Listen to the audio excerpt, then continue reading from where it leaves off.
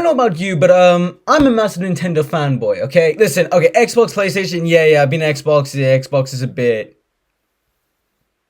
Okay, I'm sorry, I'd rather play PlayStation than Xbox. I should get in the PlayStation try, looking back now.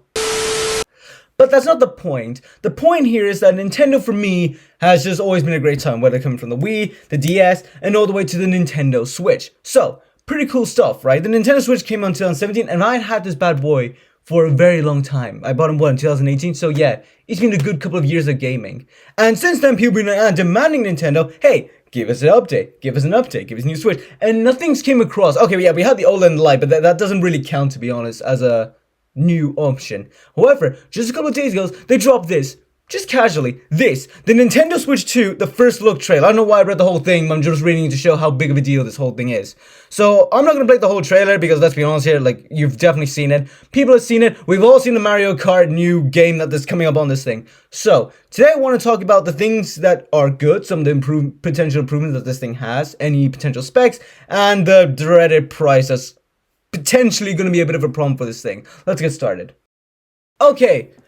Oh god, I'm tired. Why did I not sleep that much last night? Okay, so the first big thing that the Switch 2 has shown us is a new controller, or at least a more upgraded version of the Joy-Con. So see right here, the Joy-Con, it's a pretty good control, it's not bad. But there were some issues with this. Number one being, let's all say it together, Joy-Con drift. Now, Joy-Con drift isn't a new problem like PlayStation, Xbox has. It's just, Nintendo took that idea, and instead of fixing the problem, they made it worse. And I don't really want to get too much spectrum, but apparently, long story short, if you had dust going in this thing and you kept moving it, yeah, GG, that's going to damage the whole sensor. Now, I never had this issue because I'm a clean freak and I always try to clean my Switch as much as I can. So maybe that prevented it. I don't know. Maybe I'm just lucky. Maybe that's just it. Maybe I'm just lucky. Maybe there was no Joy-Con drift. Maybe you got an unlucky batch of Joy-Cons. So yeah, that was, thankfully in the ad they put this huge rubber tip. I like how they emphasized that, no, it may be the same part, but we're adding a rubber tip just to make it a little bit better. So I do appreciate Nintendo trying to fix that. The other big issue was how you put it into the Switch. Now, as you see right here, you have this little rail system here, right? Now, this is fine, and I think it's okay. The big problem is many people said that over time, if you kept doing it again and again, the Switch would bend, so the rail, no, I'm not testing that. That's just weird. Sorry, I can't bring myself to test it. If I find footage, I'll show it to you right here. But allegedly, the Joy-Cons would, like, bend. There'll be a flex over time because you kept putting it in and out. It would then wear down the rail system, which I can see happening, and that was a problem. So thankfully, this time, they've added a magnetic feature. So rather than sliding it in, it just connects like that, kind of like a charger or something. Now, some people online are worried that the magnetic part on the new Switch will snap off. I don't think it will.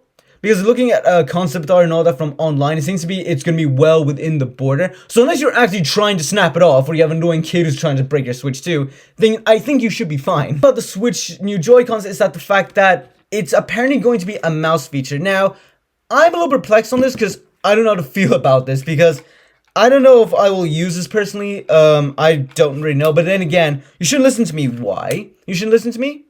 Because I was one of those kids who thought this would be the way to play the Switch. Yeah, like this. Let's be honest here, right? I know some people are like, oh, this is good. It might be fun, but you know, personally, just play like this. This is so much better. You know, my hands are free rather than having constraint in this little thing. So, you know, for a guy that said that was going to be the next big thing, but realized it wasn't, don't listen to me. That being said, I'm still confused on the mouse feature. I don't get it. I don't get it. I mean, it looks cool. I don't really understand where you're going to use it in the game. So. Now, another big thing about the Switch was the screen itself. So you see right here, it's a nice screen. I believe, it's a 4-inch height and a 9.7-inch width. So, obviously, the OLED improved on this, and according to this article right here, it's saying that it's going to be 25 times bigger than the original Switch. So here's the image right here, which, to be fair, I know a lot of people complain about it. Personally, I think it's okay, because people need to remember here, this is a portable device. You'll take this everywhere. You will take this to college, work, the bathroom. Do you really want a big-ass device in your hand this whole time? No, you want it sleek, you want it simple, and you wanted to take it on the go. So, personally, I think it's fine like this. There's not even much we can talk about the screen, apart from apparently it's going to be saying 720p, which, yeah, it sucks, but I get why Nintendo does it. Again, it is a handheld device, And we saw what happens if you want a higher resolution. It can lead to battery issues, so we need to take them into consideration. However, that being said, there are sources online saying that if you put it in the dock, instead of being 1080p, it's going to be 4K. That's going to be interesting. As for that to happen, that means instead of the dock being like this cheap little plastic thing, what we're seeing here, it's going to have some more stuff in it that's going to cause it to be 4K. Again, these are speculations. It could be 1080p again and Nintendo could screw us over. But hey, who knows, you know? Okay, now this is the more complicated part, and that is the CPU. Now, one of the bigger issues with the Nintendo Switch was not the battery life, not the Joy-Con drift. It was how the games looked. Now listen, the games made by Nintendo were great, right? Mario Odyssey and Breath of the Wild, see, that was good, alright? That looked good and yummy. But the big problem was when you had third-party games like Hogwarts Legacy, that's when things started to go down. Okay, now don't get me wrong here, right? The Switch could handle it. It wasn't bad, let's be honest here, right? It's a Hail Mary. All gotta pray to God, to thank hell, and how in God's name they got it to work, a game like Hogwarts Legacy on the Switch. But even though it still worked, and don't get me wrong here, I'm Grant here, I started doing actually a gameplay of the Hogwarts Legacy, link in the description down below, and there's some moments in the game where I just see that, yeah, there's a bit of a frame rate drop here, and especially with the hair. I don't know why, some of the hair caught me off guard really badly, which shows while it can work on the Switch, it's not that well optimized. So they are saying that Nvidia, is that it? I don't, okay, anyway, they're promising that it'll be powered by their new T239 processor. Again, this is all leaked information, by the way, so we need to remember that.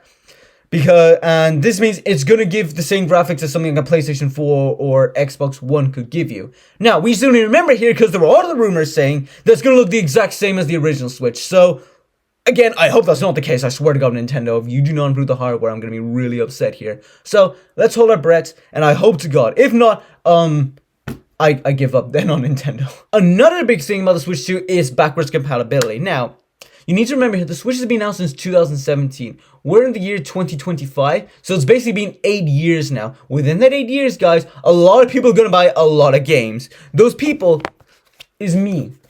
See, guys, this isn't an addiction. It's me denying that I have an addiction. So if I deny the addiction, it's not a real addiction. So that's some 2 cents for you right there.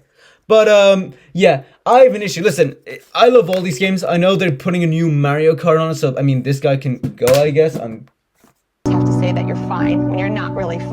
I'm going to hell for that, aren't I? Yeah, I am glad that, thankfully, there is backwards compatibility. Heck, this isn't a rumor, by the way. This is obviously confirmed by Nintendo themselves right here. As I say, it's right here.